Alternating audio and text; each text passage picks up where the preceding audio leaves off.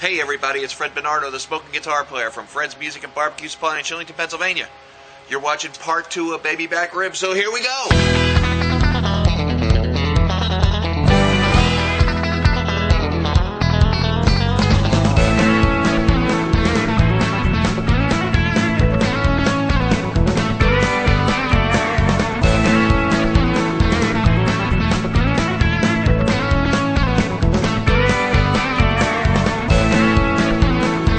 Okay folks, for those of you that are watching the rib video, we put some rub all over our ribs. There's where we did it.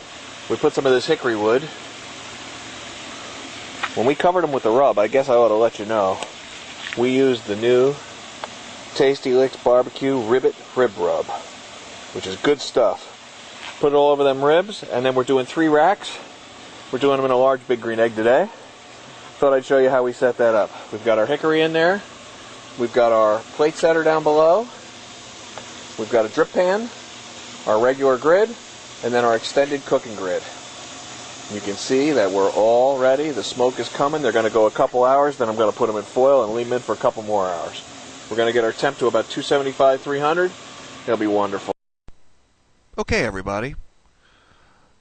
I'm doing a little voiceover now because the audio on the original recording here wasn't so good. Now I'm going to do the second step, which is foiling. Now foiling is considered sacrilege by some cooks. It's the more traditional types, but most current cooks do the foiling step usually as number 2 or as the last step. So we have 2 layers of heavy-duty aluminum foil. Be sure to use 2 layers and get the heaviest foil you can get.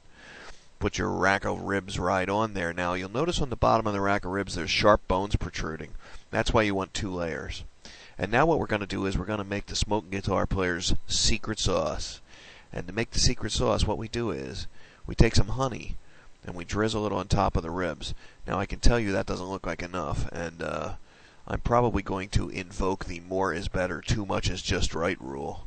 But first we're going to take a brush. Oh, nope, not first. There it is. The lid is now off the honey, and I'm dumping. Now you can use barbecue sauce, your favorite barbecue sauce. The stickier the better. Or take barbecue sauce and mix it 50-50 with honey if putting this much honey on scares you. I'm probably going to put more on. That doesn't look like enough. Yep, here goes more. Okay, now remember we have 2 layers of aluminum foil underneath. And the most important thing is how we close the foil. But here, first, we're going to take our rub. And this is, of course, our Tasty Licks Ribbit Rib Rub, which you can get from us at fredsmusicandbbq.com. This is my own personal recipe, and it has a little bit of heat in it, a little bit of cayenne, so we've got heat and sweet, because we've got a lot of honey on there. Now I think I'm going and getting another rack of ribs. We can do 2 racks in 1 foil pack. Yep, there goes the second rack. Now here comes the honey dump, and this is probably going to look excessive, but once again, more is better, too much is just right, so we're dumping a lot of honey on there. Oh, I'm definitely going to put more than that.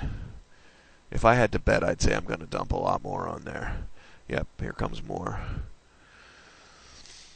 So we're going to put honey on top of this one, and we're going to sprinkle some of the Ribbit Rib Rub. Of course, you use the same rub you put on in the beginning, and before you smoked them. Yep, here it comes.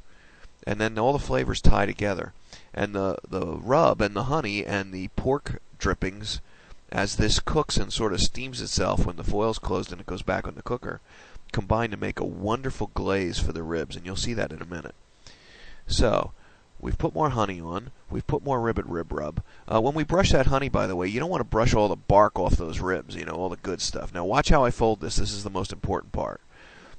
You'll see I'm going to kink it right there. I kinked it away, well away from the ends of the ribs, because on the bottom those rib bones are very sharp. They cut through and they just let all the good juices out. So we've got it sealed. And now we're going to see what it looks like after they go back on the cooker. Now, they were on the cooker. They were on there for probably an hour and a half at about 275, 250, and you can see they're done. The bones are exposed. They're very limp and flexible. They're almost folding in half and almost breaking off. So what we do is we take a brush, and we brush all that good stuff on the top. Now, you can see total cooking time approximately 4 hours. That was 2 to 2.5 in the smoking phase, the first phase. And then another hour, hour and a half in the foil. Now this single rack here looks like we had upside down. We thought we'd try that. And that lets it kind of stew itself in its own in its own juice and all that good honey. Now, as these start to cool down, I just keep brushing this on here. And sometimes I do it in the foil, and sometimes I do it in the pan, and you'll see that shortly. But as you start brushing these on over the course of 3 or 4 or 5 minutes, things actually start cooling off and it starts sticking and turns into a glaze. There you can see the other 2 racks. Those are really done. I'm going to do the same thing to those. I'm going to be brushing this on. I've cut little excerpts out of the tape, so you're not too bored watching me paint these things. But I do it for a minute or 2, and what happens is the honey starts cooling back down. It looks very runny now, but if you look in the pan, you'll see when I dip the brush, it's starting to get a little, less runny and a little more sticky. And there, you see that? So it's starting to cool down a little, and if you look on the ribs themselves now, you'll see they're shiny. That makes like a really good glaze. Now, of course, if you're serious, this is what you do. You get the big pan out, you put them in there, and you dump everything over the top, and you don't have to worry too much about that brushing step. Don't those look wonderful? Those are Babyback ribs done by the Smoking Guitar Player right here in Shillington, Pennsylvania. We thank you for watching, and we hope you check the rest of our videos out. You can check them out at www.fredsmusicandbbq.com. Click on the Videos tab, or you can go to YouTube and just search for Smokin' Guitar Player, one word, or Fred's Music and BBQ, one word, or you can go to Podomatic.com and look for Fred's Music and BBQ and subscribe to our podcast there, or you can go to iTunes and you can subscribe to our podcast there. So thanks, folks, for watching. This is Fred Bernardo, the Smoking Guitar Player, coming to you from fredsmusicandbbq.com in Shillington, PA, and we'll see you next time.